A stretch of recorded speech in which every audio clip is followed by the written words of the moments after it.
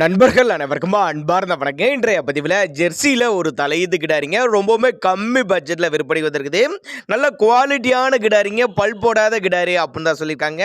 இந்த கிடாரி எந்த ஊர்லேருந்து விற்பனைக்கு வந்திருக்குது, இந்த கிடாரியோட கறவைத்திறன், விலை நிலவரம் எல்லாமே தெளிவாக பார்க்கலாம் வாங்க.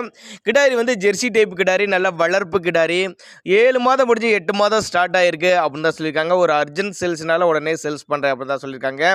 கிடாரிக்கு சுழி தப்பலாம் எதுவும் இல்லைங்க, நெத்தி சுழி முது சுழி கரெக்டான ஸ்தானத்தில் தான் இருக்குது. நல்ல நெட்டுப்போக்கு, நல்ல உயரமான கிடாரி, நல்ல வளர்ப்பு கிடாரி, அனுசரித்து பண்ணி கொடுத்துடலாம். திருவண்ணாமலை மாவட்டத்திலேருந்து விற்பனைக்கு வந்திருக்குது. திருவண்ணாமலை மாவட்டத்தில் இருந்தால் தமிழ்நாடு பூரா டெலிவரி வசதி பண்ணி கொடுத்துடலாம்.